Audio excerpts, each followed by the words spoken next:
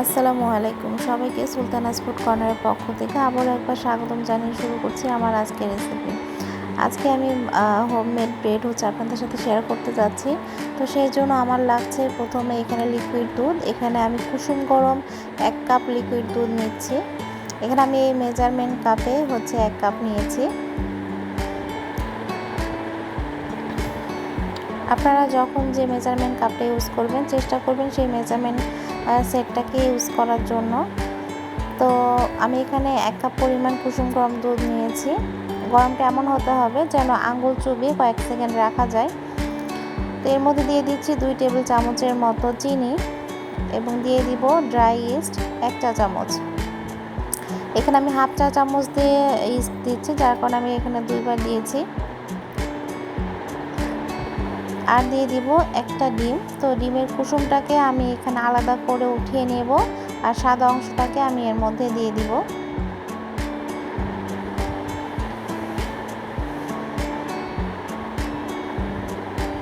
এবং সাদা অংশটাকে দেওয়ার পর আমি এটাকে একটা চামচের মাধ্যমে ভালোভাবে একটু মিক্সড করে নেব।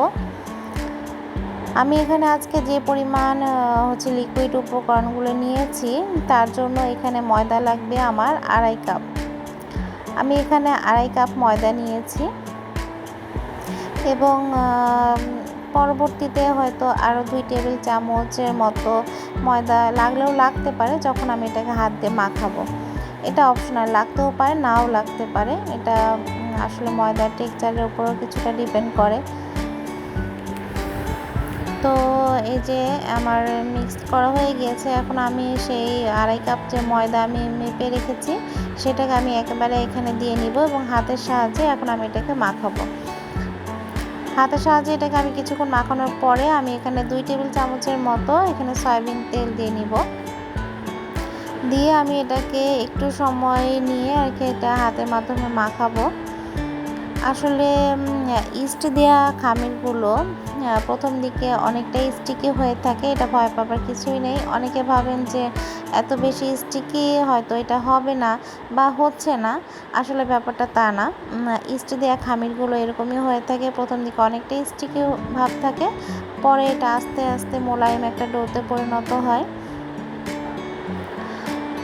তো এই যে এখন আমি দিয়ে নিচ্ছি 2 টেবিল চামচের মতো সয়াবিন তেল এবং কিছুটা মেখে এটাকে আমি রেখে আমি জাস্ট আমার হাতটাকে আরেকবার একটু ওয়াশ করে নিব এবং হাতটাকে খুব ভালোভাবে মুছে শুকনা হাত দিয়ে আমি আবারও 2 টেবিল চামচ এখানে সয়াবিন তেল দিয়ে এটাকে আমি আরও একবার মাখিয়ে নিব, খুব ভালোভাবে মাখিয়ে নেব।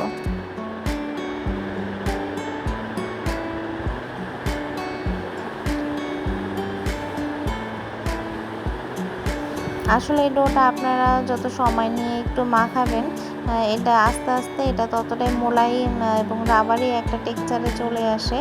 আর এই ডোটা সবসময় একটু সফট হতে হয়। আমরা সাধারণত যেরকম রুটি পরোটার জন্য ডো তৈরি করি এটা সেরকম না, এটা সম্পূর্ণই ভিন্ন রকম একটা ডো হবে।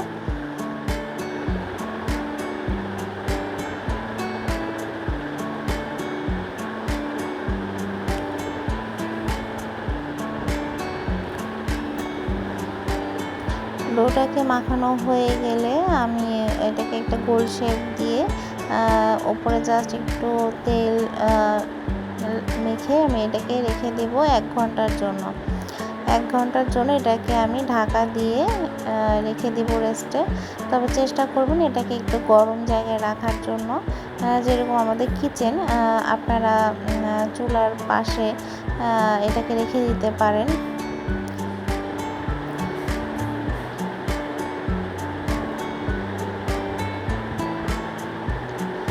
এই তো এখন আমার ডোটা কিন্তু পুরোপুরি মানে মাখানো কমপ্লিট। এখন আমি এটাকে 1 ঘন্টার জন্য রেস্টে রেখে দিচ্ছি, ঢাকা দিয়ে রেস্টে রেখে দিব।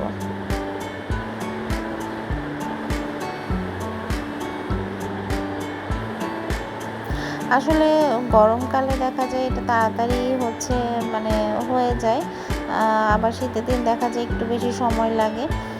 তো এই তো 1 ঘন্টা পর আমি যে ফিরে আসছি, দেখুন ডোটা কিন্তু ফুলে ডাবল না, এটা 3 ডাবল হয়ে গিয়েছে।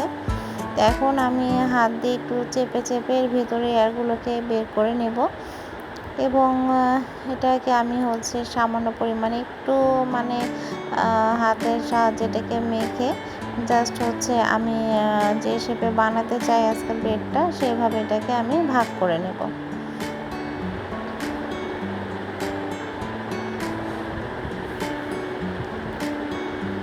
এখানে আমি হাতে একটু কিন্তু তেল মেখে নিয়েছি। এখন দেখুন আমি কিন্তু এটাকে খুব সুন্দর করে যে মেখে নিচ্ছি। এখন কিন্তু আর এটা কোনো স্টিকি ভাব নেই। এটার টেক্সচারটা আসলে অনেকটা রাবারি এবং সফট হয়ে থাকে। তো এই তো আমার হয়ে গিয়েছে। এখন আমি এটাকে স্ক্রাবারের মাধ্যমে এটাকে ভাগ করে নেব। আপনারা চাইলে বড় চাকু বা স্ক্রাবার দিয়েও এটাকে ভাগ করতে পারেন।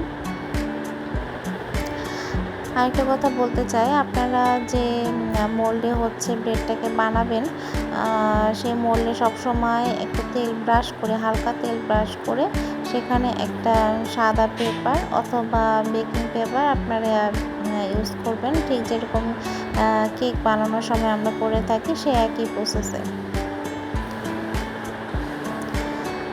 তো আজকের ব্রেডটা আমি যে শেপে করব বা যে ডিজাইনে করব তার জন্য আমি ছোট ছোট বল তৈরি করে নেব।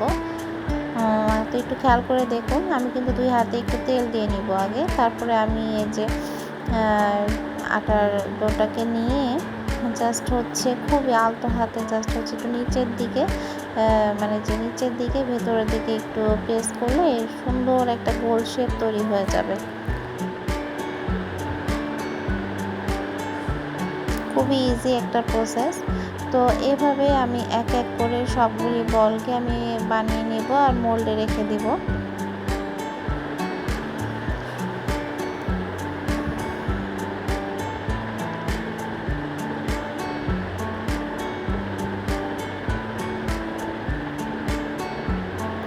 আমার সবগুলি বল যখন বানানো হয়ে যাবে তখন আমি এটাকে ঢাকা দিয়ে রাখবো 10 মিনিটের জন্য। আপনারা চাইলে আরেকটু বেশি সময় ওইটাকে রাখতে পারেন। আমি 10 মিনিট ঢাকা দিয়ে রাখবো যাতে করে বলগুলি ফুলে ডাবল হয়ে যায়।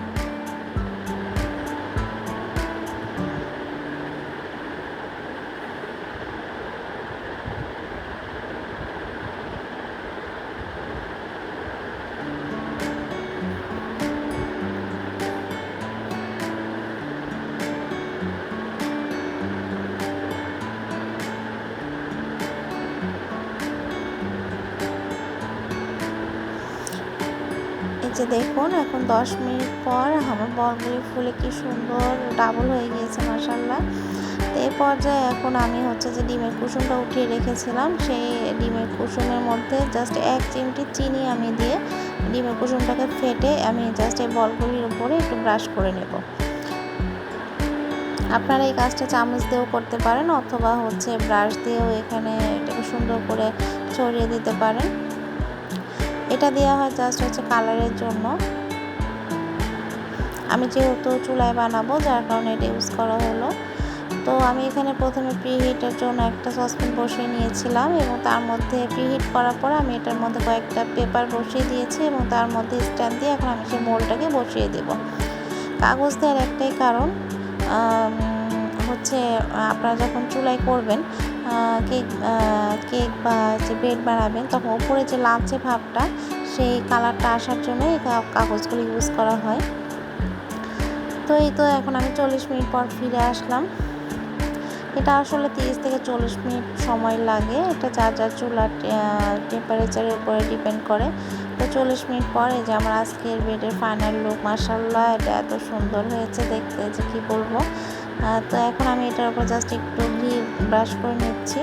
আপনারা ব্রেডটা যখন হয়ে যাবে তখন তার উপরে বাটার অথবা ঘি অবশ্যই একটু ব্রাশ করে নেবেন, এতে করে উপরে শাইনি ভাবটা আসবে ঠিক দোকানের মতো। তো আলহামদুলিল্লাহ আজকের ব্রেডটা অনেক সুন্দর হয়েছে এবং খেতেও মজা হয়েছে। আপনারা বাসায় একবার হলেও এটা ট্রাই করবেন এবং আমাকে কমেন্টে অবশ্যই জানাবেন যে আপনাদের ব্রেডটা কেমন হয়েছে। তো আজকের মতো এখানে, আল্লাহ হাফেজ, আসসালামু আলাইকুম।